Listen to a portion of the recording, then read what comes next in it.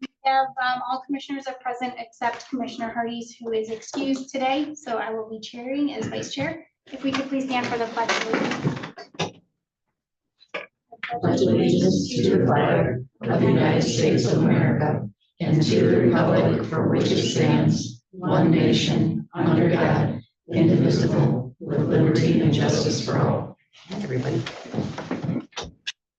Okay, we need a motion to approve the agenda. That motion. I'll second. Okay, any discussion? All in favor, say aye. Aye. Opposed? Motion carries. Next is the approval of the minutes. We have two items here. The first one is the correction to the June 26th, 2025 minutes. I'd like to make a motion to amend the approved minutes of the June 26th, 2025 meeting to revise the statement that says info from the county attorney received on EGIT's complaint against Commissioner LaRose. The county attorney will respond in writing to EGIT by replacing the name EGIT with the complainant.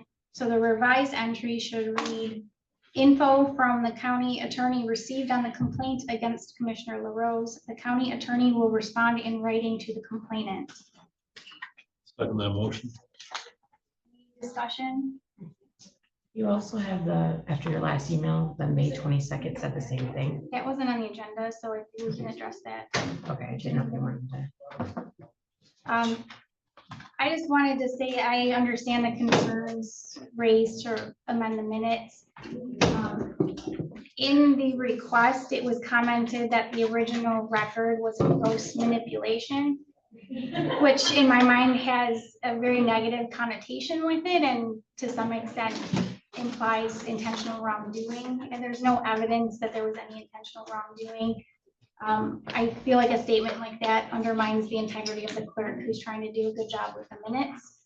And the controller's written report did include Ms. Eggett's name in the written report, but it was not verbally stated. So I am in favor of amending the minutes because it wasn't verbally stated, so it matches the verbal record. But I do think that the clerk did a good job with the minutes, and I just wanted to. Any other discussion? Okay, all in favor, say yes. Yes. Yes. Yes, opposed? Okay, minutes are approved. Next is the approval of the minutes from the July 10th, 2025 meeting. Me. There's a motion by Commissioner DeBrant. Is there a second? I'll second. Second by Hamlin. Any discussion? All in favor, say yes. Yes. Opposed, no. Motion carries. Next is the claims and accounts. I will make a motion to approve claims and accounts for the period July 11th, 2025 through July 24th, 2025. Claims in the amount of $59,904.51. EFTs in the amount of $226,724.43. Desk checks in the amount of $69,225.29 for a total of $355,854.23. Wait a second. Second that. Different. Do you want to do roll call? Yeah, let me touch up here. Okay.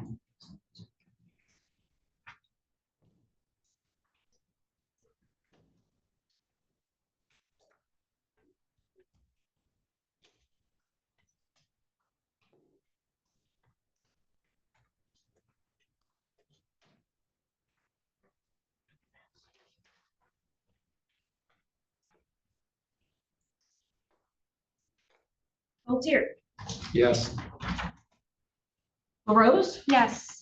DeBrant. Yes. Hamlin. Yes. Next is public comment. I do want to make everyone aware that our structure of the agenda has changed. So previously we had two public comment periods, one at the beginning of the meeting and one towards the end of the meeting. We now only have one public comment period, which is going to be right now. So if anyone was saving their comment for the end, I just want you to know this is your chance to speak out.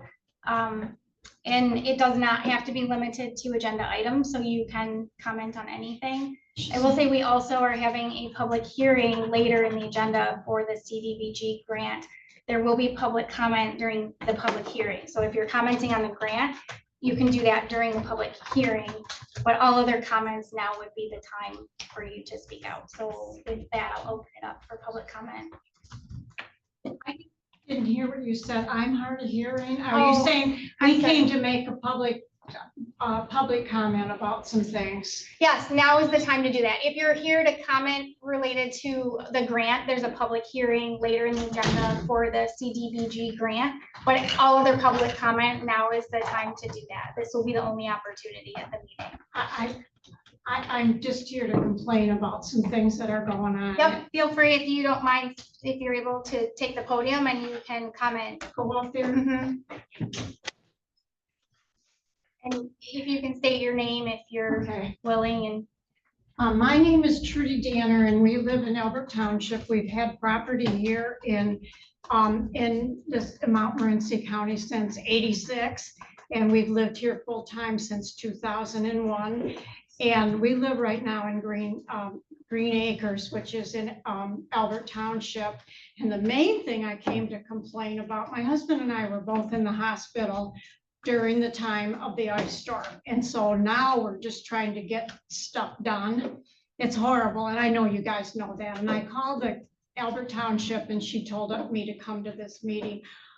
I walk every day in Green Acres. Half of the place, I mean, we have a lot of vacant lots. Just, it's terrible, the trees and all the stuff that's laying around. And we've been trying to we've got insurance money and our insurance company said they've let us, I had heart surgery. So they said, just put it on hold and then get some, estimates and then we'll take care of it. And so we call people and nobody it calls us back, which is not your problem. But anyways, I did talk to one guy and there's no place to dump the stuff when they come. We have like a couple lots and then a house and a couple lots and it's just like blight. And he said, it's like they have no place to dump anything now. And so that I'm complaining about that because I'm afraid for fire. We have one neighbor that's a widow and she has one single lot with hardly any trees on it, but she's got a lot next to her. She can't even go out in her yard and take her dogs out because the lot next to it, which is vacant, the tree limbs are huge. And if one of them falls down, it's going to kill them.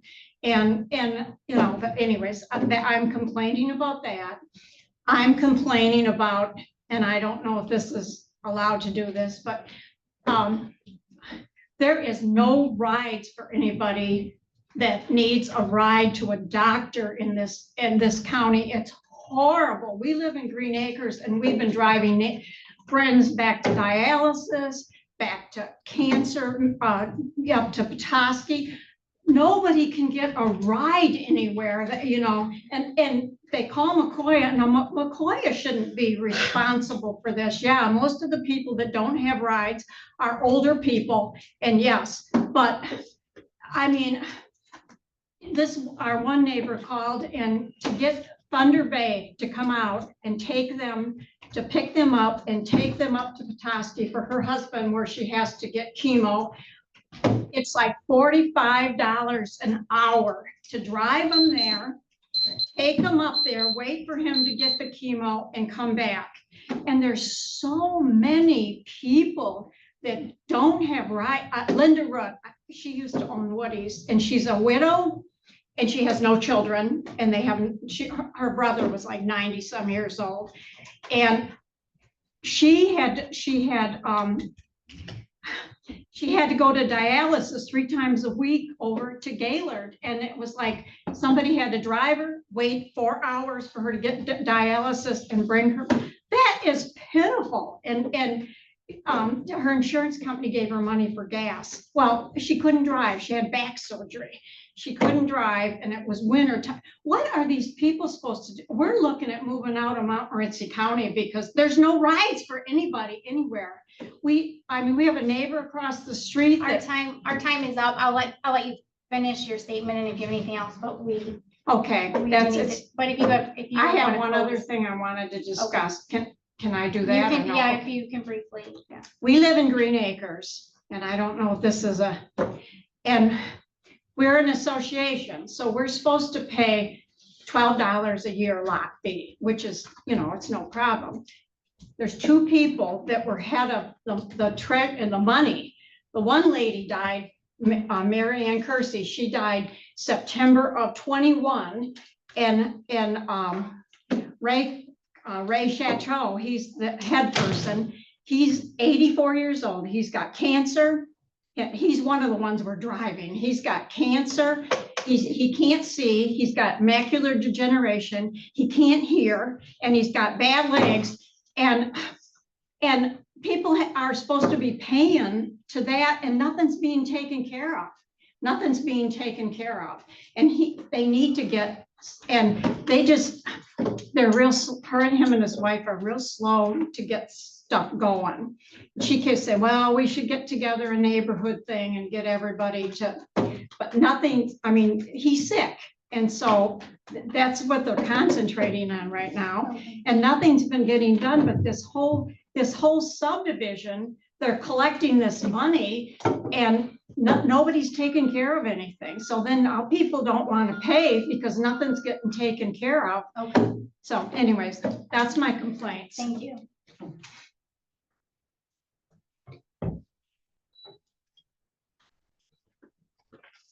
Hi, good morning, Laura Green. Danner, is that right, your last name? Is your last name Danners, is that correct? Yes, I want to reiterate the Danners concern about transportation. It's certainly a big concern. I just had court yesterday and Veterans Treatment Court, and that was one of the concerns. One of my veterans said, I can't get here. I don't have transportation, I don't have a license. That's part of the problem with some of our court participants, and they can't even hire someone to get them places because there just aren't people willing to do that. So I know that's has always been an ongoing concern for rural communities, but that's certainly a problem we have here. I had just read the finance meeting minutes as to the building repair funds that are available. I just want to remind the board that and April and I have talked about this, it's just an ongoing thing. The significant concerns with the doorway that leads to the holding cell for the courts. In the winter, it's fine in the summer, but in the winter, that snow and ice piles up in such a way that you can't get through. And so it's a very dangerous hazard if you're trying to bring someone in from the jail for their court proceedings. I've actually fallen there. So I try in the winter to use a different entrance, but it really should be fixed. Maybe those funds that are remaining, I think it's kind of an emergency situation, but it's up to all of you. Maybe those funds could address that problem.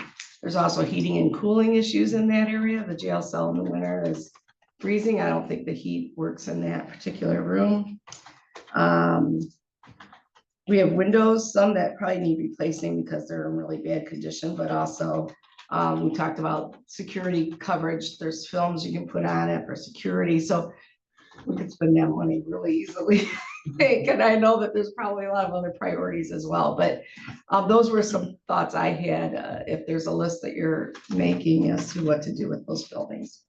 And that's essentially as much as I have. I'd like to give a report at some point regarding the court and how we're doing. I think we're doing quite well, but I didn't have time to put any of that together today. So thank you for your time.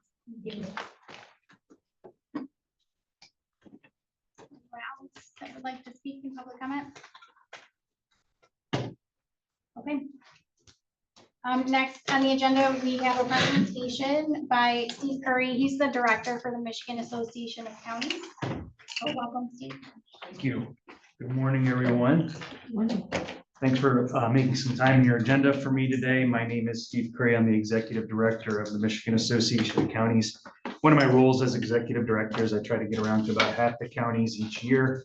It's tough to do. Sometimes I hit the 42, 43, sometimes I don't, but I always appreciate the time that you folks give me on the agenda. I do have some slides in front of you that I'll run through. Feel free to interrupt me with any questions or wait till the end, whatever you're more comfortable with. So starting on the first page there, that just talks a little about MAC's purpose, just to give you an overview. We're known for advocacy, both at the state and federal level. At the federal level, we cooperate with the National Association of Counties on their initiatives. We're hopeful that we're providing you with enough information locally so that when we're working on initiatives in Lansing, you're understanding what we're doing and you can speak to it locally as well. We also provide various educational opportunities. I'll talk about our upcoming conferences and the conferences we provide, but we also do various webinars throughout the year that you can take advantage of. And we also provide services through our association that many counties take advantage of. And I'll talk more about that in a minute. Moving to the second page, the top slide there. This just talks about our MAC board. There's 16 county commissioners on the MAC board. Our elections are typically held at our annual conference. There's 2 seats from each of our 6 regions. And then there's some at-large seats. The board meets at least 4 times a year at each of our conferences and then 2 or 3 other times. And then just incidentally, your regional seat, you do have a regional seat that will be up for election this coming conference. So if you are interested, there's information in our legislative update on how to put in an application on that. The bottom, the slide 2 talks a little bit about our MAC leadership. Melissa Daub is the current MAC president from Wayne County. Antoinette Wallace from Macomb County is this first vice president. Brian Kolk from Newaygo County is the second vice president, and Stan Ponstein from Kent County is the immediate past president. Page 3 talks about our MAC events. I mentioned the conferences. We do 2 conferences a year. Our next conference is our annual conference coming up on September 30th in Grand Traverse County. Like I mentioned, we will have elections there. That registration is open. You should have gotten information on that to register.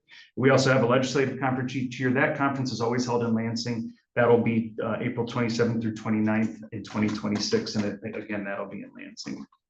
So on bottom of page 3, shifting gears a little bit, want to talk a little bit about what happened in 2024 before we get into what's going on in 2025. Some of the things we worked on, by no means not a comprehensive list, but some of the items we wanted to highlight. We were successful in getting a $30 million increase for county revenue sharing across the state. We worked in courts and public safety area. We were able to get the fee that would have sunsetted for trial court funding, the fees that the judge can assign. That sunset extended to December 31st, 2026. So that's the end of next year. Had that sunsetted, it would have cost counties about $30 million to $50 million a year. So we were successful in that. You will see some initiatives starting to come out on how trial courts are being funded, how they're funded, what's going to happen with the employees, what sort of fee structure there will be.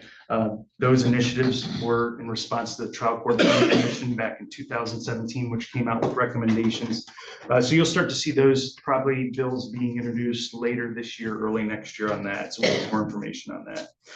We were also helpful in getting $17 million for prosecutors, as many folks have learned. It has been tough to keep prosecutors. So there's an initiative at the state level to get some extra funding for that. On the Health and Human Services side, we worked with the CMH groups, the Sheriff's Association on advising MDHHS on getting an 1115 waiver. That is helpful from the standpoint that when your folks go into the jail, they lose any sort of health care they have, publicly funded as well. So if they were to have an medical emergency while in your jail, you would have to pay for that.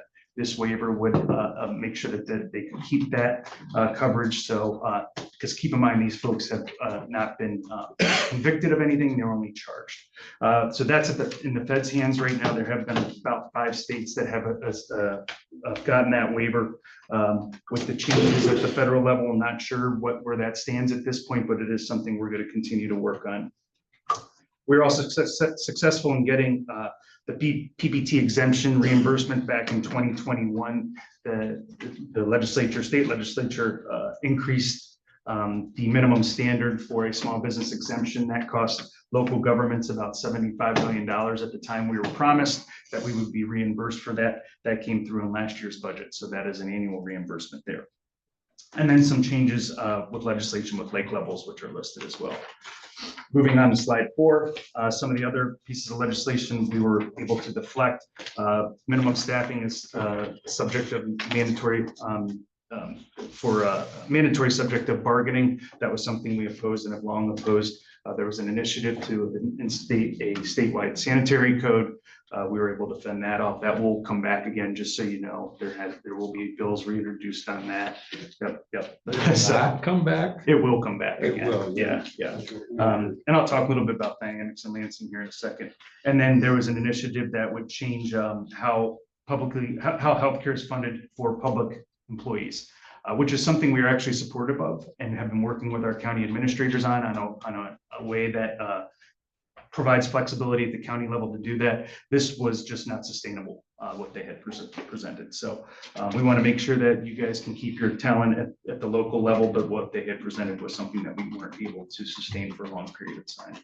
Bottom of page 4, so we start moving into 2025 priorities. Revenue sharing trust fund, something we've talked about for a long time, and I'll talk about that in a second. Reforming the Earned Sick Time Act, that was actually the one thing they did get done in Lansing so far this legislative session.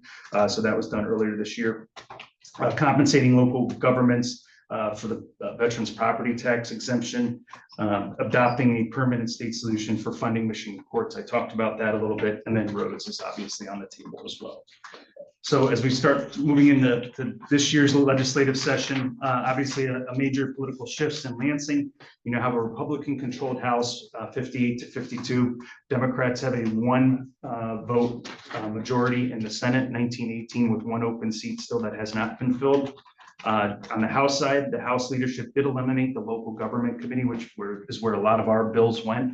What does that mean for us? It just means our bills will be spread out over more committees, more education for our staff, for those legislators that don't have a local government background and the impacts of their votes on those bills.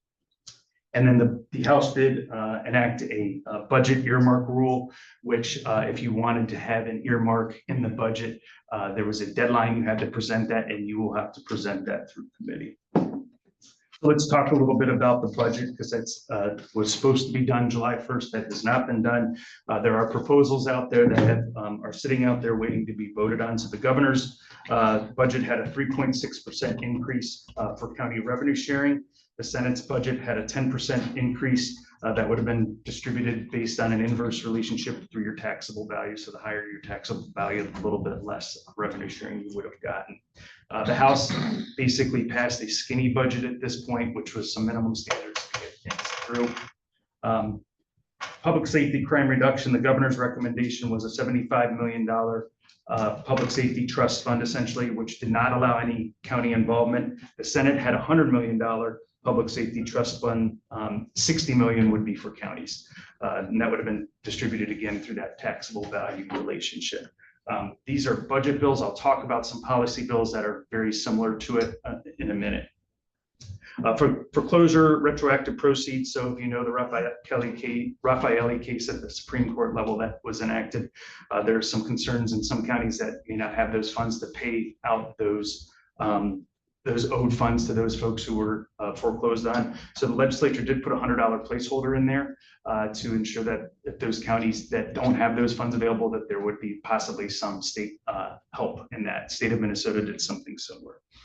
Community Infrastructure Fund, the Senate created this fund, which is $372 million, and that is where revenue sharing and the crime prevention public safety trust fund would come out of. So kind of like our revenue sharing trust fund, very similar to that. Slide 6, let's talk revenue sharing trust fund. So those are a reintroduction from last session. Last session, we did get those bills passed 106 to 4 out of the House, so strong, overwhelming bipartisan support. However, we could not get the Senate to take a vote on it. These bills have been reintroduced. They're 4311, 4312.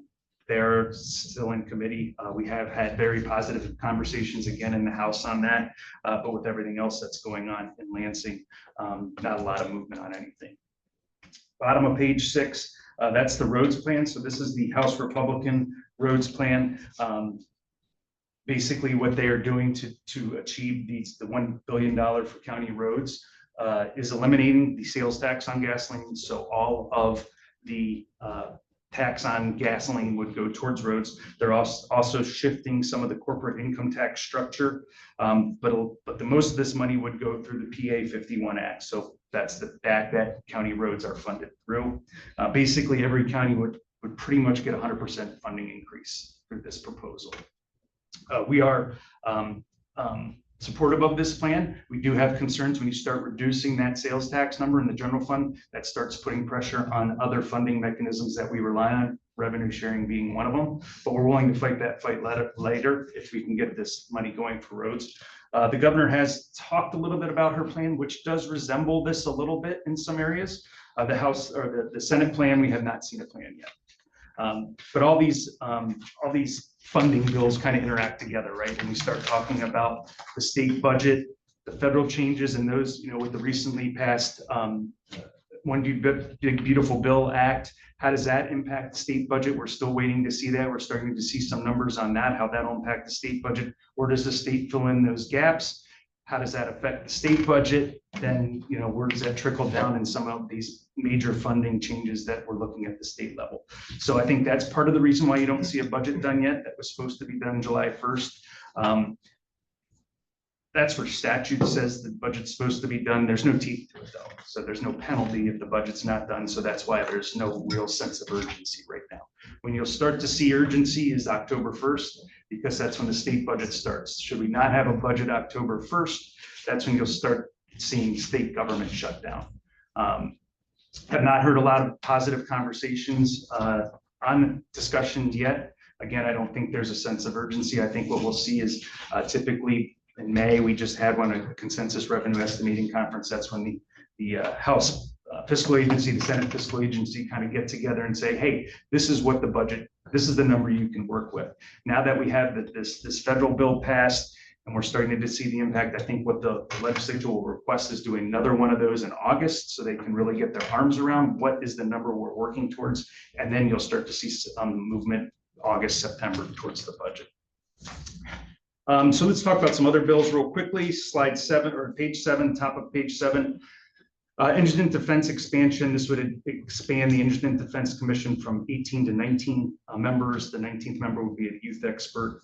The main concern here is the disbursement model would change from 3 to 4 payments, so more coming out of your pocket, which you would have to cover prior to being reimbursed from the MIDC. We have concerns about that. Anytime the state is taking longer to reimburse is a concern. Bottom of page 7, this is the policy bills on the Public Safety Trust Fund, Safety Trust Fund 4260, 4261. This is a reintroduction from last session, but there are some changes. It is $115 million of sales tax. So again, put a little more pressure on the sales tax, like I talked about. However, the distribution would be broken down like this. The first 75 million, 2% to MDHHS, 2% to crime victim rights funds, the remainder to CVTs. The remainder, $40 million, would be to applicant counties. So change from last year, all that money went towards CVTs. This year, we did get counties in there with the helps of the Sheriff's Association, and we have a lot of flexibility on how those funds can be spent. Moving on to slide 8. The top there, veteran service grants. So many of you probably heard that there was a shortfall of about $3.7 million in the veteran service grants. A letter went out from the MVAA about these being shortfalls, saying, hey, basically you got this grant, we approved you for this grant, but we don't have the money to pay it because we did our math wrong. So Rep. Rogers has bipartisan support on this to fully fund that, so everyone will get the veteran service grants that they had applied for this year. Moving on to the bottom of slide 8, everything I talked about here goes through our policy committees. We have 5 policy committees with broad representation.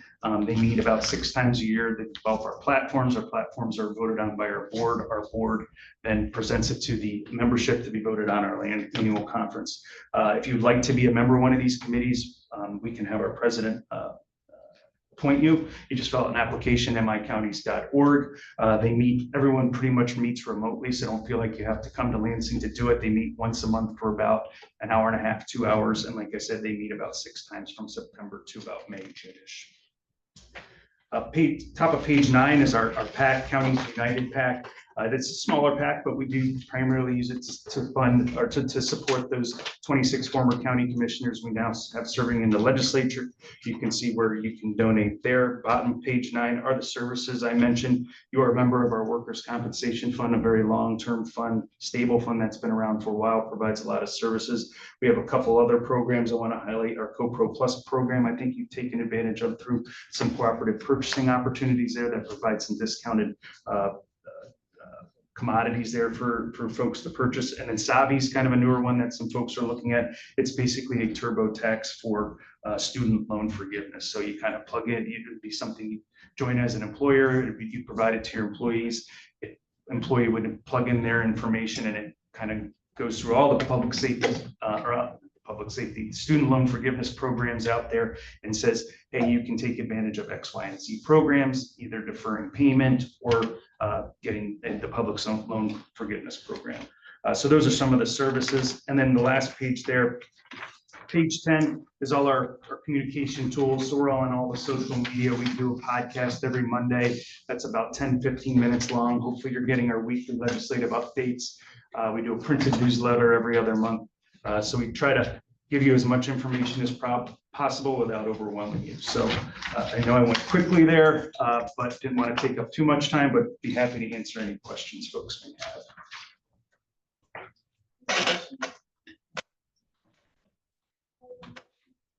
Any questions? I have one question. You said that you can join these committees.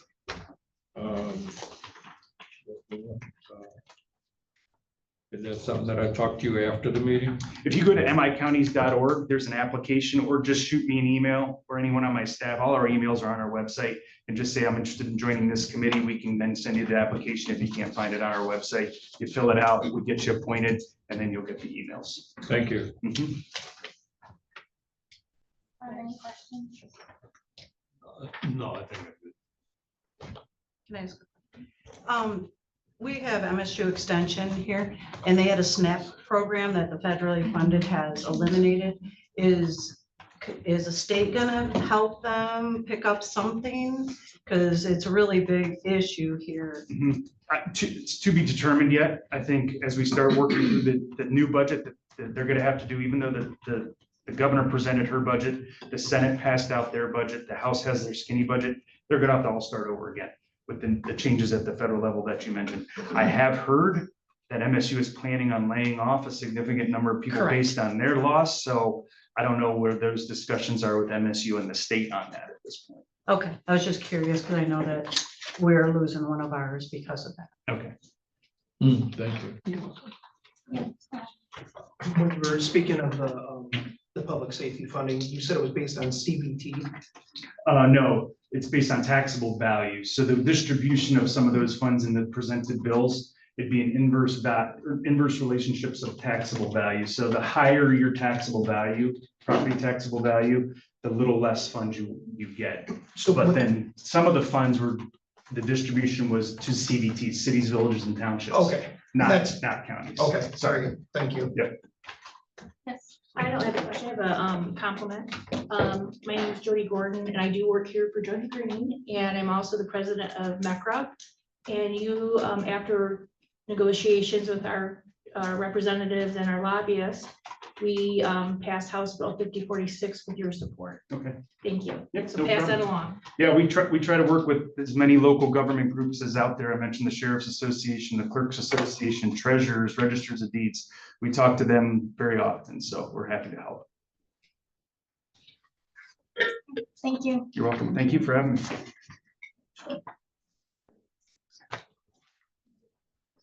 Next on the agenda is department head reports, which we have none, so that leaves us to committee reports.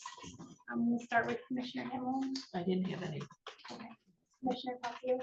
I didn't have any myself, but Commissioner Hardy's isn't here to talk about Health Department number 4. I was there also. Okay. So Health Department 4 had a board meeting.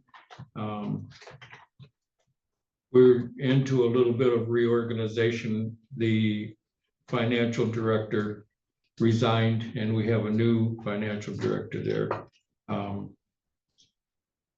You may have seen a little bit of the advertisement in the Alpena News, somewhat controversial, but everything is being handled, everything is being put back together, and we should be able to float out of this okay. Okay. That's the main concern for that one. That's all I've got. Thank you. Just a question, clarification. You are on the district health, correct?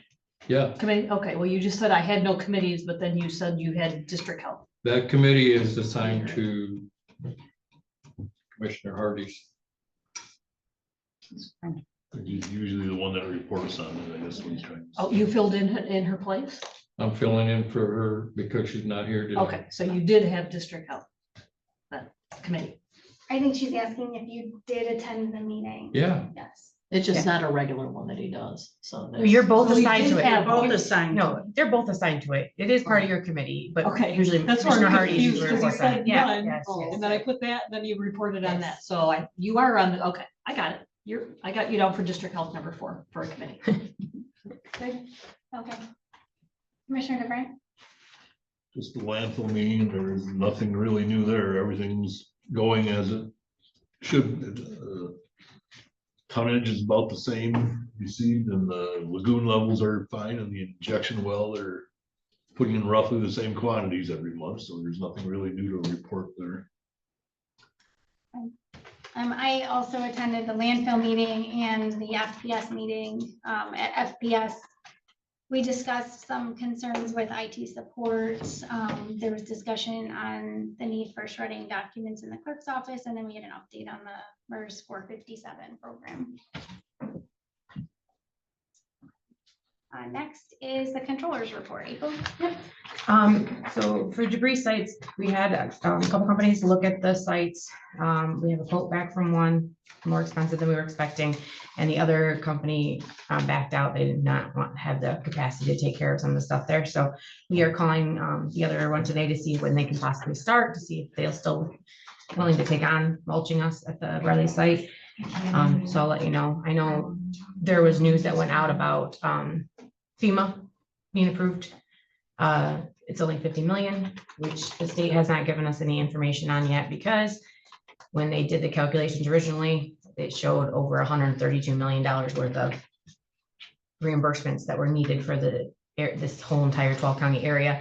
So obviously 50 million isn't going to touch all that. So we are waiting from Kevin Sweeney from Michigan State Police to let us know how that's going to move forward. So I don't have any updates on it yet. I just know that we've had a lot of people call, the news is called.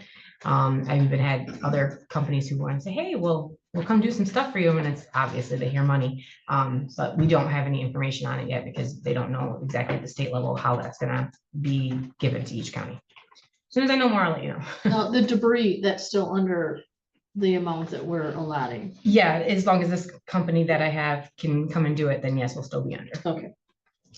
And just really quickly, just to address the comment by Ms. Danner, we don't have any sites open, and there's no plan to open sites.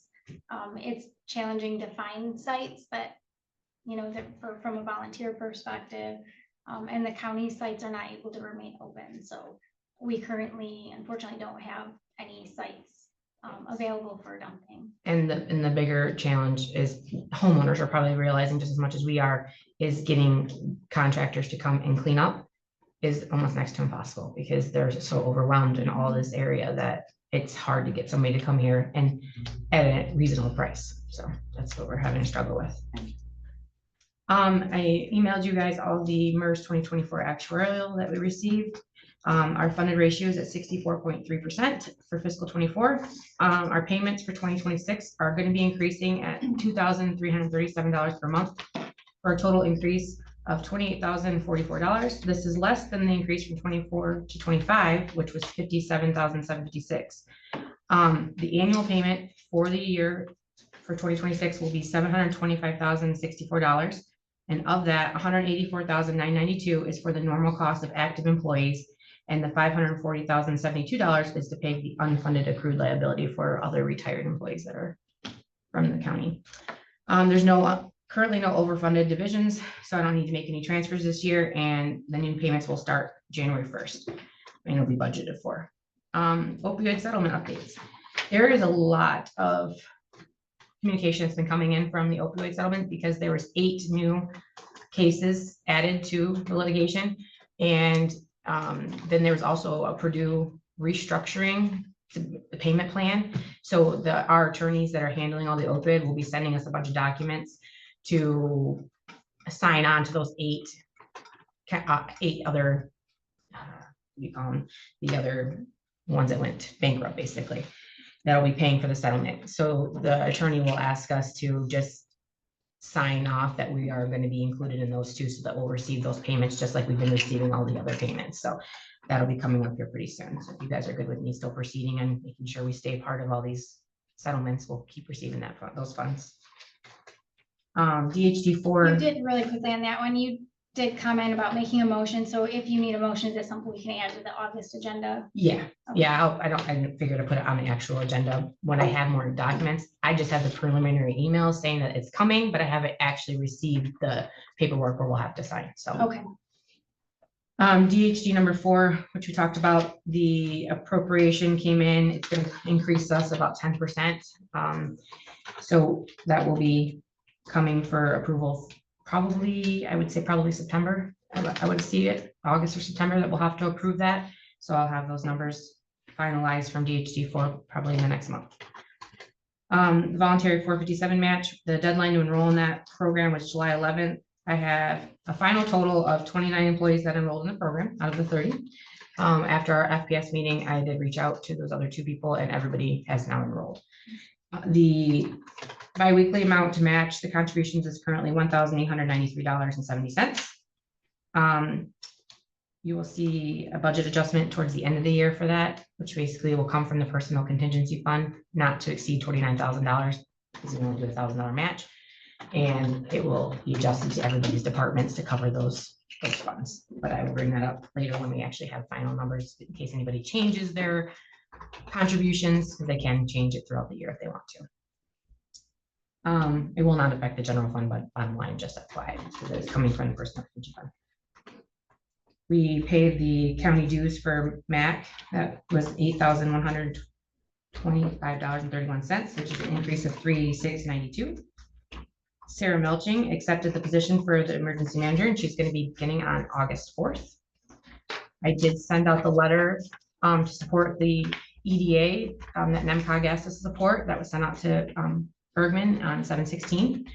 And just an FYI, there's going to be a local court management meeting coming up October 27th, and that is Commissioner LaRose and Commissioner Peltier, and that's going to be here in this boardroom at 1 p.m.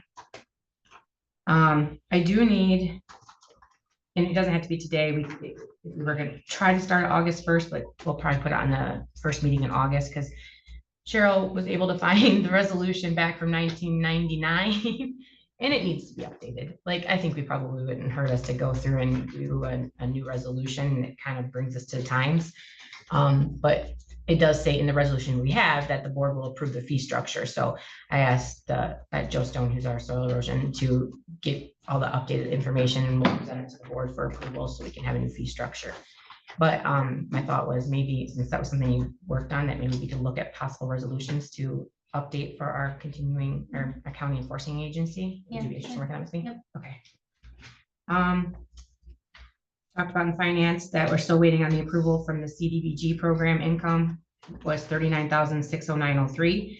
I'm hoping that they'll approve us to use that funds. And we talked about the repairs. It would be roof repairs, that walkway repair that Judge Green talked about. That was part of the conversation, and also possibly a backup generator for that side of the building and things like that that need to be done. So hopefully we get that money. We talked about the fire suppression tank and FPS, and the sheriff was waiting on some information. I did talk to our mechanical plumbing inspector. He came in just the other day, and I asked him about it, if he could look at it. He did look at the inspection, and he seems to think that if the jail is not open, that we shouldn't have to do the pumping. So he was willing to look into that a little further with them. So I'll have some information from him on that. And the 911 dispatch battery backup has been not installed. They have all the equipment. We're waiting on, I have to order racks for it. And they went to go install it. Donna said they forgot to order the racks, so I'm waiting on that information so I can get it ordered for her. That is it for me. Any questions?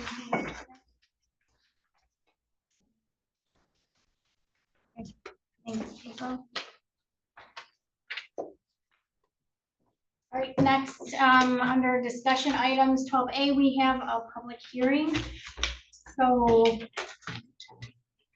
it is 9:44, so we will formally open a public hearing. This is being held in accordance with the requirements of the Community Development Block Grant. The grant agreement has already been executed. I'm going to give an explanation of what this grant is about, and then April, I had a couple items that you could help elaborate on, and then we'll open it up for public comment related to the grant. So the purpose of the hearing is to receive public input as part of the county's commitment to citizen engagement. The maximum amount of the grant is $272,000. Of this, $70,000 is allocated towards generators and $200,000 is allocated towards food banks. Specifically, the grant agreement states that proceeds shall be used only to complete the following activities. Number one, public safety equipment, specifically purchasing and distributing emergency generators, purchasing and distributing funding for generator-related costs, and two, public services, specifically assisting vulnerable populations in accessing food and purchase of food supplies for an eligible food bank. The grant agreement also states that the grantee agrees to review businesses for eligibility and complete the county selected business list for all the businesses that receive support and to request receipts related to the expenditure of the funding provided for generator related needs. So before we open public comment, April, I was hoping you can clarify a couple of things.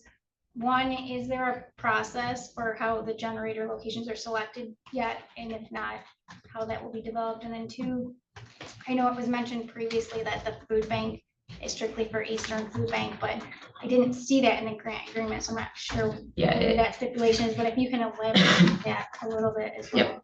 Yep. Okay, so the generator selection, so the state has laid out the guidelines of what generators we're allowed to purchase. It's obviously not going to support gas stations or big facilities. It would be more of the smaller ones, the smaller businesses that assisted during the storm that we could go. Our emergency manager would basically, they have a spreadsheet that the state sent over with the grant, and it kind of gives you all the key components you have to check a box for to make the business or place eligible. And so our emergency manager will review all the businesses and churches and facilities in the area that assisted during the storm. And Do you think they're gonna be big enough for like the townships and stuff? yeah, If it we could- were to go have it would assist in like a Incident. shelter area. It would assist in keeping refrigerators and food safe, you know, during storms. It's just not gonna run a gas station. They're not gonna be the Okay. huge ones that we're thinking, like not like ours out here. It's Right. gonna be the smaller capacity. And we have it set up through Home Depot, like the state did that. And I talked to Sarah Melching already, and she already reached out and has it set up with them with an actual cost and everything. So we'll know how many generators we can get with that. So we'll Any start. idea what the max kilowatt generator is you can get? I don't have it on me, but I could look and tell you and send you the information. The state had it all laid out, so. But we'll have to go through, and I don't know if the state, it's very vague on what they ask you to do, because this money kind of just got put out to everybody so quickly.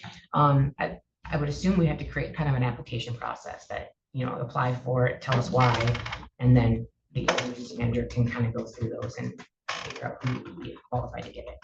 For the $200,000 for the food. That was a kind of a misconception for us. We thought that we were getting that money so that we could provide it back to our smaller pantries that were utilized during the storm. But it was we're kind of just being used as the middleman.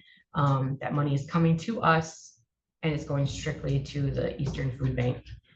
And they get to distribute it. Now, it's frustrating to me because if the food bank receives that money, I don't have any guarantees that that food or it's going to our Montmorency County. It could be going anywhere. So, it didn't say it specifically in the application process, but in the grant, there's one page at the back side of it.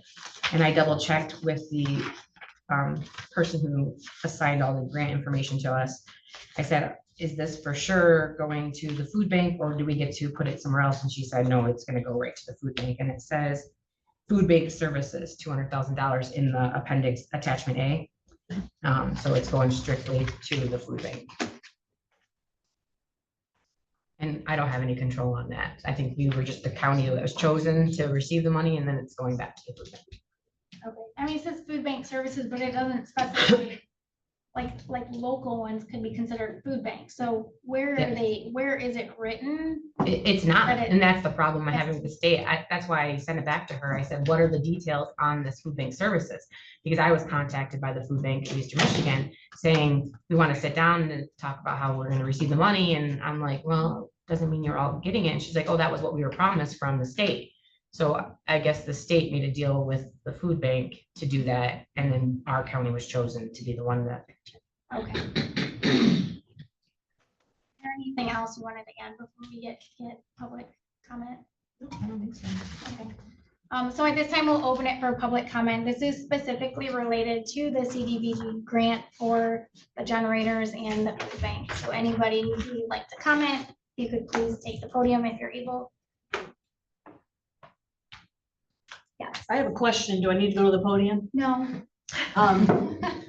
Is there, and the generators?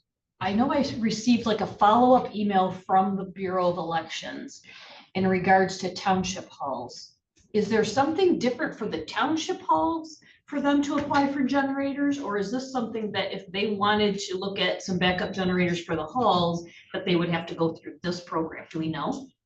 Because Wondering if I need to maybe get word out to the townships just to say, hey, if you guys are looking at this. it's gonna be chosen. The county basically gets to choose who receives it, but the point of the grant is for safety during emergency situations. So I don't know if for, So maybe the criteria wouldn't be there. right, I thought at one point we were told that townships would need to apply. That's what I mean. I don't know if there's a separate funding That's unit what I for thought. them versus whatever this is gonna be. I'm just curious about that, if anybody knows, because I don't know.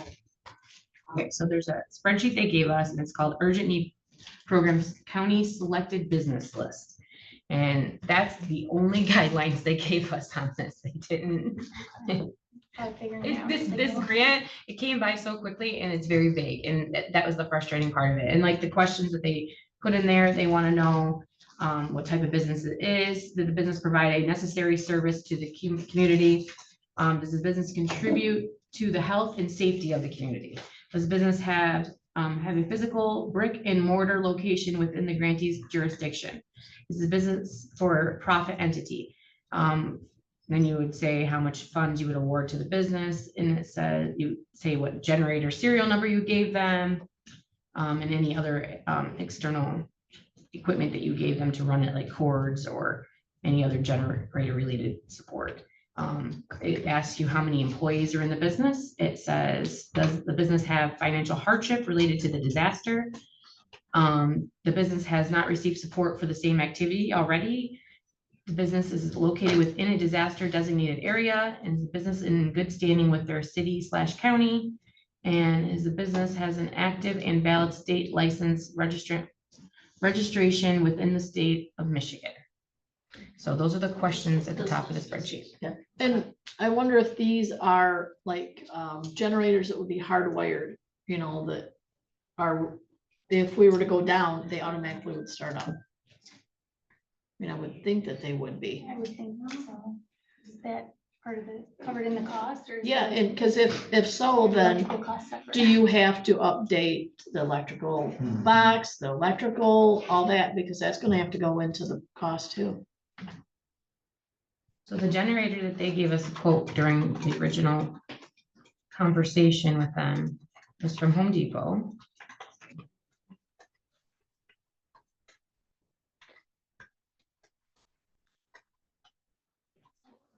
It's a Westinghouse WGen 15,000, 12,000 watt push button remote start gasoline powered portable generator. So these are portable, not Yeah. hardwired in. It's an OEM branded engine with Transfer switch. Yeah, definitely portable. We have a transfer switch, so that's part of it anyways. Mhm, Just getting it installed afterward. mhm. That's the original quote that they gave us, that's, they wanted us to go with this. 1,500 watt, you said, that's not. 15,000. 15,000. 15,000. Yes, just really quickly, so in the budget, it says the M&E, which I think is like the equipment, is 64,369, and then related costs are 7,631, or maybe are those related costs intended to be any electrical needs, in order to be able, so that kind of ties in with the Yeah, generators. they were thinking that you'd be able to get about $30,000 or 30 generators on that cost is what their plan was. And then you'd have extra money you can give for helping with related costs. Spelled out in there. My apologies, go ahead. No, that's fine.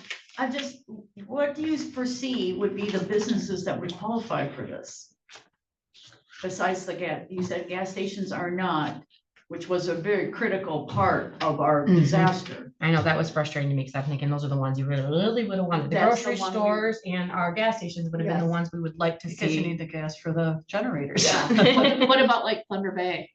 The. It wouldn't, I don't think it would power them either, but they would be considered a business that they could at least keep some power on if they didn't have their own generator, which I think they do. I would so- think the pharmacy area at least, for medication. But I think they already have a full generator because they kept services going through the Yeah, storm. you're right, they did. I think shelters for sure, so I know Yes. in Lewiston, St. Francis didn't have a generator, but they thankfully didn't lose power. I'm And then- Thinking the places that probably would qualify are Township. our restaurants that could stay open to prepare food for people. So basically having them stay open later, because there was a few restaurants in the area that did that. Our churches that acted as shelters, our senior centers to have a way to keep their food cold or, heat food if they had to. Our townships, if they use them as a shelter, it had to be utilized for that purpose. Our food pantries, like our little ones, like the Caring Place, like I know during the storm, they lost power and couldn't keep all the food and stuff they had in there cold. So like a generator to keep those things running, like we have a lot of little pantries. Like I think that those businesses would all qualify because they provided something back to the community during the storm. So I know it's a business, but I think nonprofits work as well. What about? Okay, that's gonna be my Fire, next question, EMS? because it said how many employees Mhm. in the application. So a church doesn't have employees. Mhm. Or the gas stations automatically ruled out because they're a gas station because they have the convenience store and like Freddy's is a grocery. They're not ruled out. They can get it. They're just, the question is, it would not be able to run their pumps. So they'd have to decide if they want it to still have it to run stuff inside their store. You know what I mean? It wouldn't run their gas station, obviously, but it could keep lights or something on so people can come in and pick food up or, keep things cold. So it wouldn't disqualify them. They just need to know it's not gonna run their gas station. I don't want to look at that because the 15,000 watt generator it's just a pump that runs it might be enough. You have multiple huge amounts of pumps, but Mhm. it'd be worth them applying anyways. Yeah. Anybody who was open during the storm basically is qualified to apply for this. And I think there's about 30 of them that can go around for the entire county.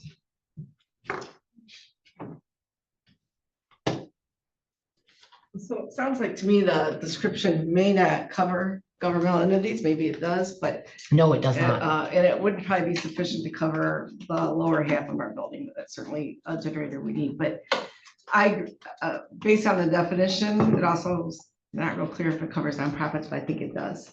And I would agree that the priority is probably the agencies even the Agency on Aging, the senior centers, the shelters, if they qualify, would probably need those generators first so that we actually can supply services to people if this happens again. I really am disappointed by this whole food supply thing. Are we just Yeah. pass through where we're not even benefiting from it? It feels to me are we like it was doing the it was a work backdoor deal made by the state and the food bank. To me, that's how it felt like when I got that But information. it's Because we're coming the through poorest us, but county, we so don't- here we go. So Yeah. we put it And to our them, county and then we'll doesn't- take it from them. Yeah, that's Yeah. very disappointing because it's not even replenishing. Well, is there a liability associated with that if we don't know how they're rolling that money out? What if Exactly. they misuse those funds, but it's rolled for us? Can we Is that a say no, thank liability you? I'm just to saying, maybe the we county? need to say if it's not coming to benefit our county, why is it? Yes, So I did talk to somebody at the food, that works at the food bank, and I asked them, I said, so if we receive this money and we then pass it to the food bank, is there any restrictions that it's gonna be only given to Montmorency County places? So, you know, the food bank does provide food to all of our pantries and stuff around here, which is great. But can we be assured that that money, when they That purchase there's an food, is accounting only for it. going to our county? And he said, well, yes, if it's FEMA money, because it'll specifically say if that money came to Montmorency County and went to the food bank, and FEMA would say it's Montmorency County dedicated, it'll go to Montmorency County pantries. But this isn't FEMA money, it's a CDBG money. So there is no restrictions on it, which Is means it, it's is gonna it go to at food bank. least to our territories, including? Well, Eastern Food all Bank of the is our, northern- it would cover it's all those just 12 our- counties. It's Okay. basically what it's gonna do. So if they gave the Sheboygan County, it would still come to us if we needed it. Right, so I think that was the purpose of it. 12 county, they weren't gonna give all the money to 12 counties. Instead, they picked one county and it's going to the food bank, and that food bank services those 12 But counties. zero could come to us and we wouldn't know it. I doubt, usually, so Or the way the $100. food bank works is when they get the grant funds to come in, is they will order truckloads of food. And so when they do their truckloads of food and they order with that funds, that food gets dispersed to all the different places in the Northeast and Eastern Michigan. So if they spent 200,000 on trucks for the next 6 months, that food's gonna come to the county in little bits every time, but it's gonna go to all counties the same way.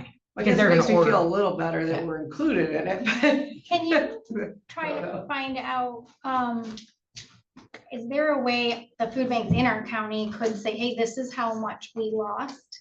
And then is there a process that the Eastern Food Bank's gonna follow where they can submit and say, hey, this is what I'm asking for because this is what I lost? At least so that there's a number instead of it being arbitrary.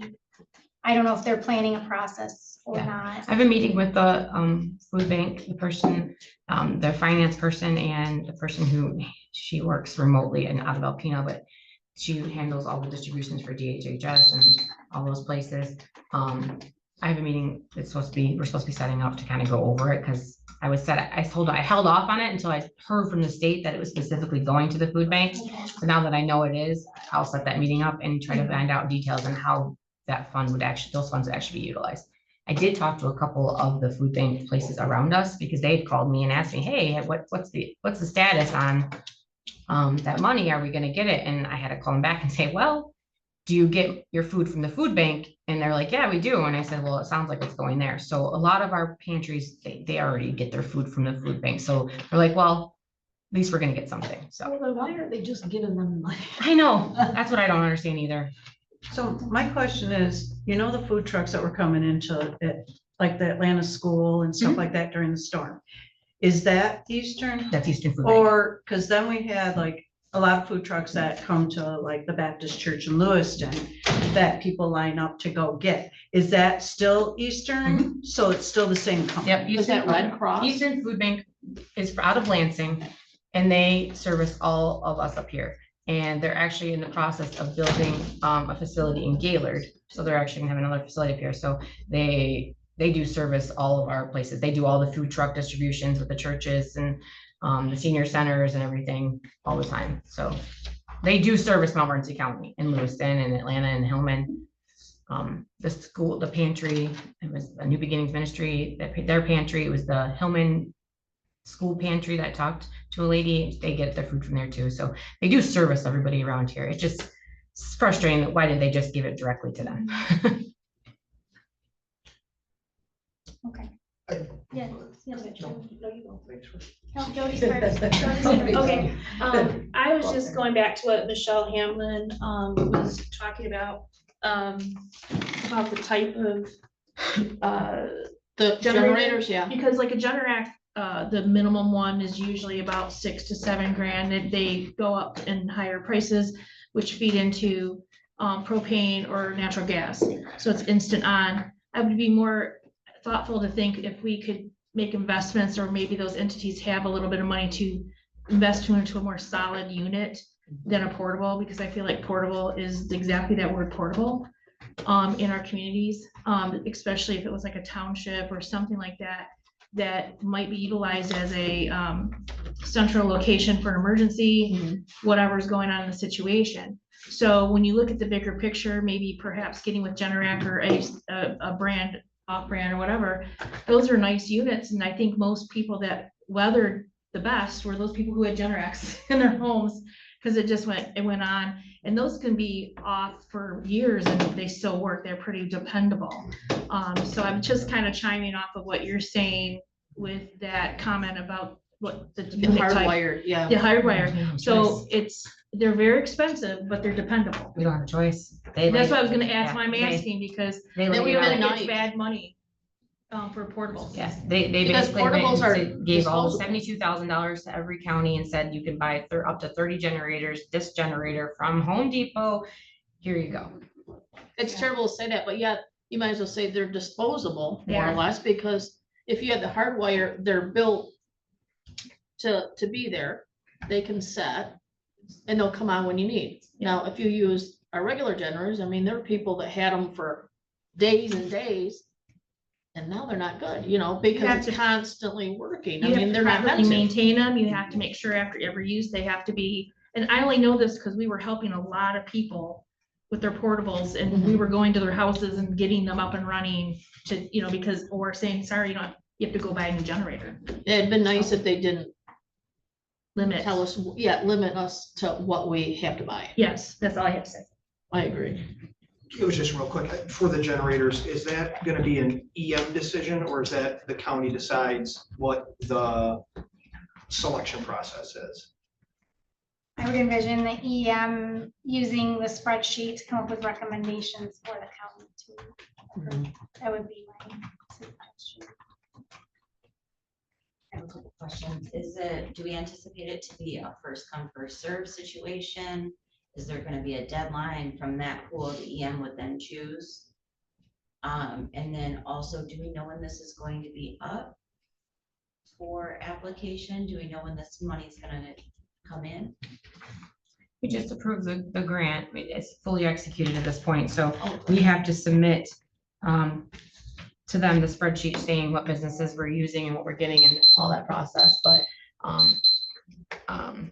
we We'll don't. be just right now. advertising it. Yes, Okay. and basically waiting for Sarah to get on board and start going through the process, and her and I will, like, she has questions. She already sent, like she said, she already reached out to Home Depot just to, you know, double check on the quotes that they had already given. She actually got a little bit even more of a discount, so we get a little bit more money to help with extra costs, but That was my third comment, is if we're getting $72,000 and we're able to buy 30 generators, I know there's like that $7,000-8,000 left over for like extra things like cords or whatever.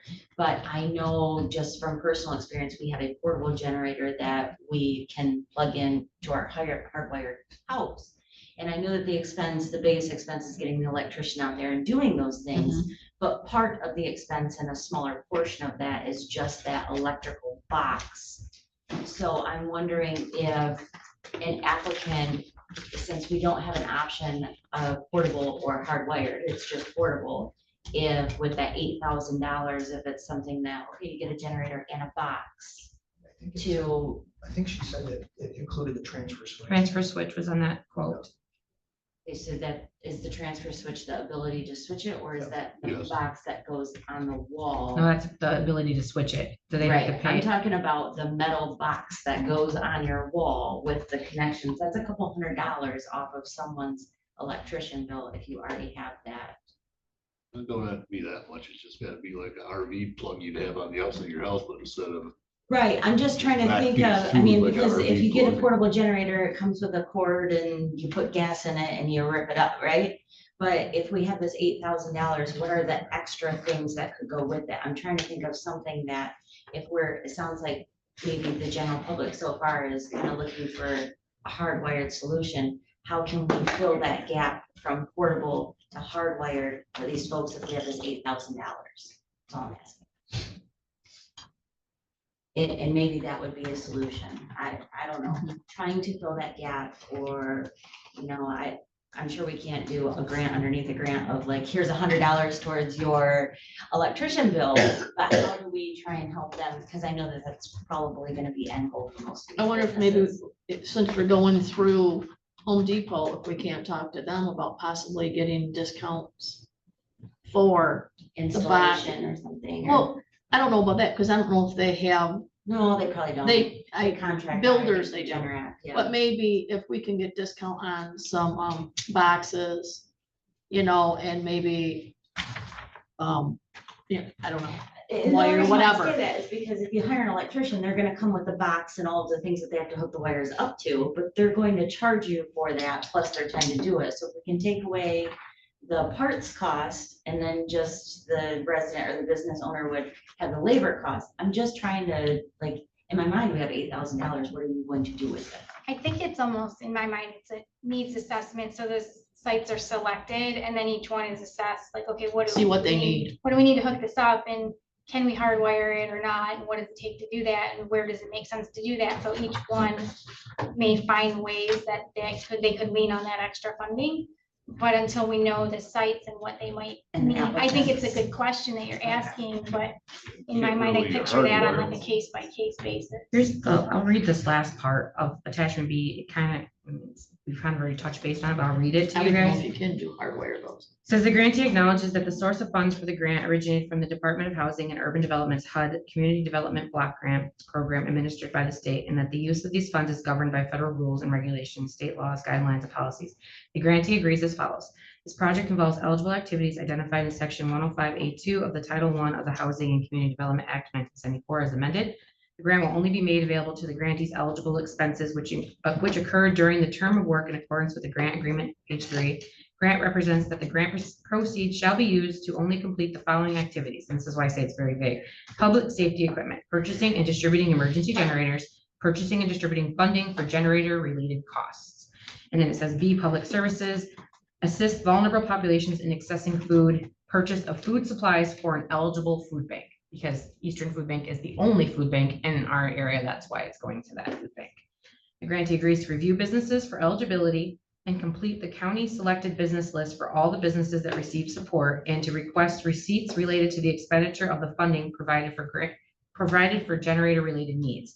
So if we choose a business to get a generator and they have extra costs, they submit those receipts to us. And then after we have everybody's receipts, we would, what's left over, we would distribute a refund basically to them for those extra costs that they incurred, is what this is reading as.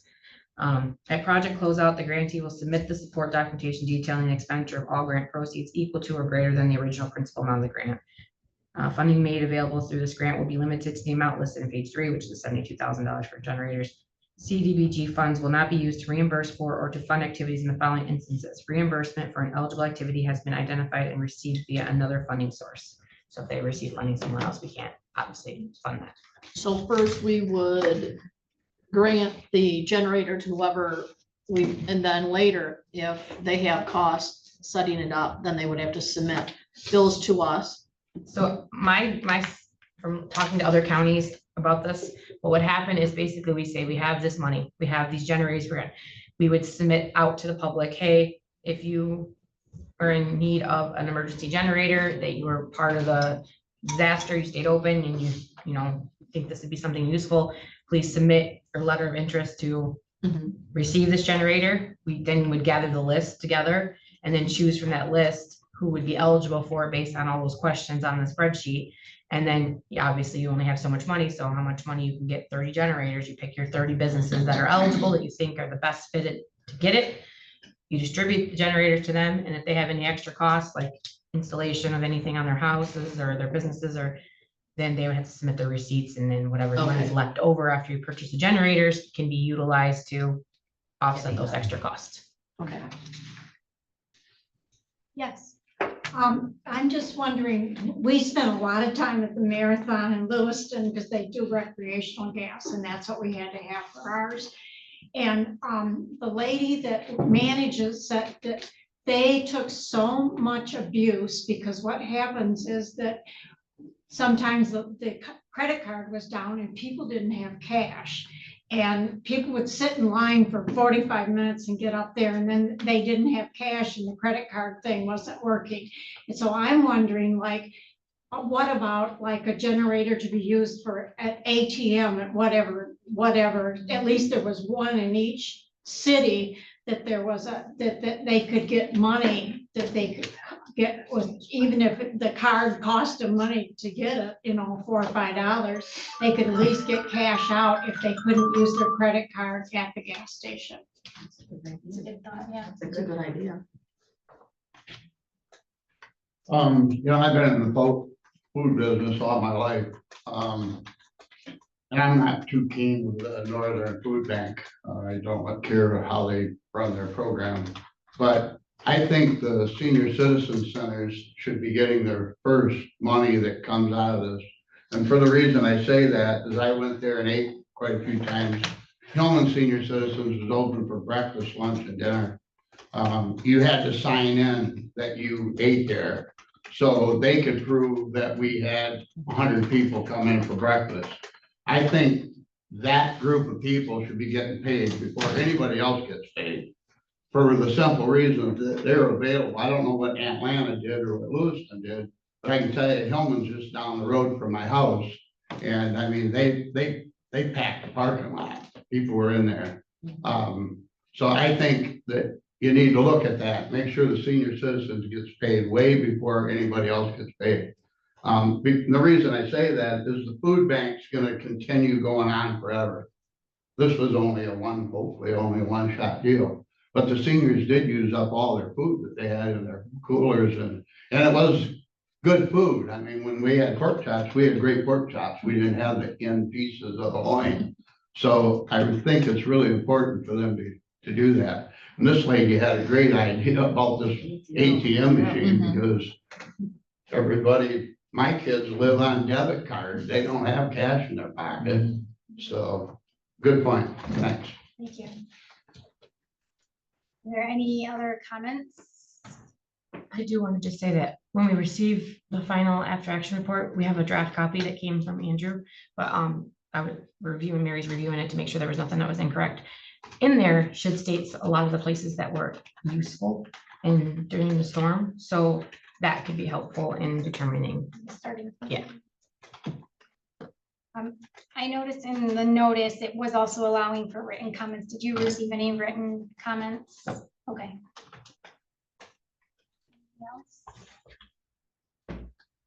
Okay, so at this time, I'll say thank you everybody for your input. So as we move forward with this process, we'll keep giving updates at the board meetings and then communicate through other means like our website and stuff as needed to get the word out about this process and how it's rolling out. As you can see, we're still working on developing things. So we'll just keep working through that and keep everybody posted. So other than that, we are done with the public hearing. So we will close the public hearing. It's 10:17.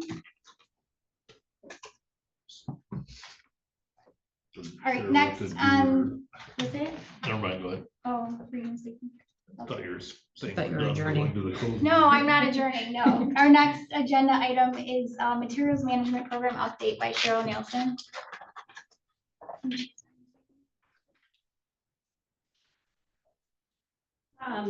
Myself and Commissioner Hamlin have been assigned to the Materials Management Planning Committee. I was able to attend their June 27th meeting.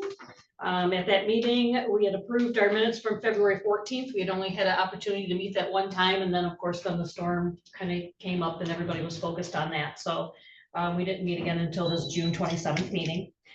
We did a review of the work program. So basically 2 extensions have been granted to submit the work program. The deadline is now July 15th. Conversation has been had with Representative Cabot on the issue of direct pay versus reimbursement. It was stated 2 different times at the state level that it was to be a direct pay. However, somehow that had changed. So continuing conversations are to be had, and a possible solution would be that a county could request in advance of money if that county needed it. These are 5-year plans. And then the money not spent can roll over into the following year. A motion was made to submit the work program, which essentially is the calendar of tasks for the 5 years that must be completed. The bylaws were discussed and approved. We discussed community engagement ideas, a flyer for tax bills and or assessing bills as a possibility to get the word out there, to see what the needs are in the different communities. We would need to find out what the deadline would need to be for that. The cost of printing would be covered under the grant. The next meeting dates are set, and the next one would be August 22nd. And then from there, they did set the meetings for the rest of the year. December's was to be determined. So that was basically my report of what occurred at that June 27th meeting. I did already send an email to them. I'm not going to be able to attend the next meeting in August, and I did let Michelle know that. So maybe she can make sure that she's there, so somebody's listening, hearing what's going on. I did forward a copy of the work program to everybody in your emails, and it was submitted to Eagle. It was due by July 15th, so that's been taken care of. Thank you. Questions? Okay. And if anybody's not sure, materials management, basically that's AKA recycling. Fancy term. Thank you, Cheryl. Our next item is unfinished business. We have nothing under that. So our final item is going to be a closed session. So I'm gonna adjourn for a 5-minute break. I had sent an email asking that that be removed from, we don't need a final, or we don't need a closed session today. Just an update. I had talked to Otsego County yesterday. Well, I had a meeting with her yesterday. Oh, no, this isn't about it. Oh, I'm sorry. did you want to give an update on something else though? We can do that briefly. I just emailed Dawn while we're here. We're gonna have a closed session August 14th. Okay. Sorry, I didn't get it. Okay, before we enter closed session, we'll do a 5-minute recess. So we'll reconvene at 10:26. So thank you. I'll go read it right now. Closed session, that's all it is. We're good, Michelle. You're welcome. Thanks.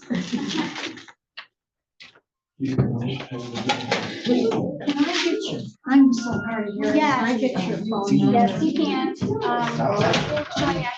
I'm gonna show everybody what I was gonna come up with anyway. Okay, and I'm so, I can't, I couldn't hear it. It's okay, I'm sorry. I don't have a good. And this is my first time ever coming in complaining, and I worked in a credit union in town, I retired from there. You and Trudy. And so it's not just, but I'm seeing so many. Brother Bill and Barb will be there too. I'm August 23rd, about coming up. Green Acres. What's Yeah, going that's on. fine, but Brother Bill and We Barb will can't be get there. back and forth And to the then, hospital and stuff. but You can talk to But Rick. it's just like. He will take care of you. He's so sick, they're Here's not Dad, doing my anything Rick. about it, and. We have a private dump You site. know, it's just, you know. Don't- He just, Yeah. he's saying, well, we've got to get a No, meeting, but they're not. I'm not gonna do allowed it. him to He's put a dump sick site at my house. And. But he does have a, That he's money probably one of the just- only ones that has a private dump He's site. in collecting Montmorency. money every year, But he and can give you now permits. people aren't paying because nothing. And we got Benjamin, my grandson, is We the own crew the leader. property around. He's 16, him and his buddies are, he's 16, yeah. He's in charge of the crew. They have 4 boys, New 4 high people school kids on that this do the treasure and room. the money, Rick's you got know, them a because. trailer and Well, everything. oh, he's we've been driving back and forth with cancer, and Mary Ann died. No, almost they 4 did years nothing to do ago. with She that. was in No. hospice. No, this And goes, he's got control of all that money, and like I said, they're our friends, I'm not trying to get them in trouble, if they just. it might have been our guy, I don't know. We have a big black They don't- trailer. they're not, we're not. It's a big black trailer. So it's just like, Yeah. it's just, I don't know where else to go with Yeah, it. the county will have no authority over a local association, so there's not really anything as Yeah. a board that we can do to help your situation, but I have worked with associations All I separately know through is the stuff. my past experience, so Yeah. let's talk and maybe. Well, just send a text to that number, whatever, we'll get you guys connected if you're interested, because he's, from what I understand, he's one of the only ones that has a I private just got website. given them a year ago, I just stopped paying them. But we can't tell you where it's We've at got until we July. have it I anymore. said, I'm not gonna put this money Thank in you. there and You're not welcome. have any Yeah. money. I mean, and other people are doing the same thing, so then Sure. he doesn't even have money he's getting, so he doesn't even Michelle, have money. I don't like that word. I'm sorry. I think that's stupid. Don't hold it up too. Okay. Oh, I'm sorry. the thing is, if you're gonna try to cover this, go home. I We mean, can, you know how many we can meet up people too, if it's easier for you than talking over the phone. I live outside in people's Lewiston, homes. so Okay. we Yeah, can but meet you just gotta up get on Facebook sometime and too. see. I think face to face is easier. I am hard of hearing in one ear, so I can somewhat relate. So if it's easier for I you mean, than talking on obviously, the when they phone, did this, they weren't give me a thinking. call or you can text. I'm that number supposed to get a also. cat telephone today. Well, and I, Oh, cause I don't okay. really, I mean, I Okay. know something about it, So but we yeah. can, if it's easier, Are we can these maybe gonna grab be available breakfast for or you to something, hardwire or in? meet up, Okay. hardwire. You have to have it, And I and know- so portable. I know. You actually have to have another plug put into Fire it. and What they call, there's a special, there's a teaching name for it, I don't know either. And how expensive it is. That's the thing. If we're gonna do that, Piggyback or something like, there's a weird name for it. It's like I know, my husband has ours hooked up, I was we trying have to a get an portable, but he estimate somehow from has this it guy, hooked up, and he so you said, go down, he well, it's gonna pulls the cost you a breaker on the whole main lot. box, and That's then the he has a thing. switch, he has some sort So- of So, switch. so if you switch it do over. that, you're gonna have to get a box, a main breaker in there, and then whatever else you need, so that's not gonna be cheap. You're gonna need, The back feed is a casualty too. A lot of people lost their power, like their power grids in their home. So if you didn't have it wired right, the back feed, once they turn your power on, it blows everything. oh, I had a freezer from, you know, this was like 2 weeks after we got power back from low voltage. And they're not on her property. so From the she low has- voltage, you know, coming back on and off, I lost my freezer. I happened to catch some of it. You probably can't. So everything that was down below was still froze, and I had like a quarter of it that I had to throw away. Yeah. Thank God I got the freezer that night, thought, oh, let's get some out. Otherwise I'd lost all of it. Yep. But it doesn't help to turn it on insurance. She just, well, insurance companies. I know are they gonna- used to because get I'm rid through of that, so they're just giving you a flat rate. I I took know. pictures of my I garbage know. bags, I still have one that was talking about. Yeah. They only give us the nail, like, what, 12 And because I would Yeah. ask them if they don't do it, I would ask Yeah. them if they know we're gonna increase. Oh, okay, and you know, everybody lost all of I'll that. let you know. Our trees, You know, that's- our property I value. know that might help. We've It lost is. trees. So Yeah, I but think I just always like that's to- something cheaper. I know, but I just always like to make sure that I know But times they are. you lost property value. So when the assessor comes around, they're not gonna lower your taxes. The property's not gonna, yeah, I mean, that's a lot of value everybody owns. I have Oakville, so right now, I should not walk back into my 10 acres, because I'm scared. Move up here. Except for crap. Yeah. But So, anyways, I did call yesterday. I was like. No, we did. And so it Going was just because of winds and everything. and- Yeah. Thank you for coming. Thank you. Yeah, all the, where the trails were all clear, that's where everything. Yeah. Thank you. Yeah. We noticed that, Yeah. we noticed that for our mushroom hunt, you know, the best hunt ever this year was for our chamber. If we walk about 100 yards in, For 19 and a whatever, half years I went everything there. was all bad, but once you It's got so into funny the when woods, there people was no see damage. and So my daughter's theory where do I know was you it was from? more, I just didn't zoom it up, cause I know where warmer everybody is. in Right, the yeah. woods Right. than it was on the lines, so that's why that ice developed, because it had more air. That's Yeah. no, And it was, that's why, that's Miss Kara's theory, that's, that may be I left pretty it good on Kara to credit on that one. Yeah, I don't blame you. All right, I I better ended go. up leaving Thank you. it there, Of course, I didn't go out when it was super windy either. Yeah. So I'm not sure, I don't have any Anything else? lead on anything. Make up. I'll get it updated. It should Did you be, get- everything should basically be the same except for that last little. From 04 through 041. Okay, we've been getting a lot of emails that are fake emails about direct deposit. So when she said that, I go, did Bob ask for it or was it in an email? Because, In person, it wasn't spam. oh, I mean, seriously, we get one almost weekly for Chad Brown. And it's a different email every single time that says, please switch my direct deposit. And I mean, I report it every single time because I'm like, no, he's not gonna just send it by email to switch his direct deposit. But we gotta watch out for that stuff all the time. Okay, we are back in session. It's 10:28. So our next agenda item is closed session. We need a motion to go into closed session. I make a motion, we go into closed session. I'll second. And what are we going into closed session for? I would add to You're consider going- attorney-client. She put it in the bottom of that Yeah. closed session to review and discuss an attorney-client privilege opinion letter dated July 22nd, 2025, issued by attorney Sarah K. Osborne of Cole Stoker and Hopkins, DC, Lansing, Michigan, pursuant to MCL. What date? July 22nd, That was printed. yeah, in her letter. I don't have her letter, but I can motion to go into closed session to review attorney-client privilege letter from July 22nd. Commissioner Peltier is going to, I'll read it. That works. I haven't. I've got, She's got it now. I've got what I Oh, I need. don't need to read it all. No, to consider attorney-client privilege letter from July 22nd. okay. Is there a second? Yes, I Yeah. second. Yes, I Okay, have. Commissioner Hamlin seconded. Okay, roll call vote, please. LaRose, Yes. DeVrent, Yes, Hamlin. Yes. Peltier. yes. Let me Turn put this off. everybody in the waiting room, so just hold with me for a second.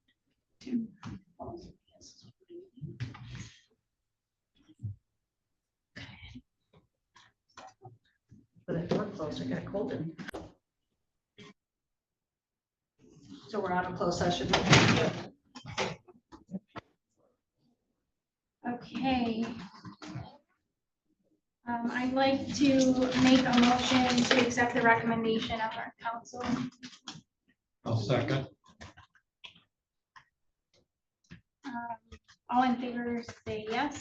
Yes. One roll call. Okay, roll call, I don't- Spending money that we don't need to. We do a roll call. We can do a roll call. If you don't mind, Cheryl, please. No, that's fine. Hamlin. Yes. Peltier. Yes. LaRose. Yes. DeVrent. Yes. Okay, motion to adjourn. Make that motion to adjourn. I'll second, all in favor. Yes, Yes. our meeting is adjourned at 11:21. Woo, hey, just in time. Yeah.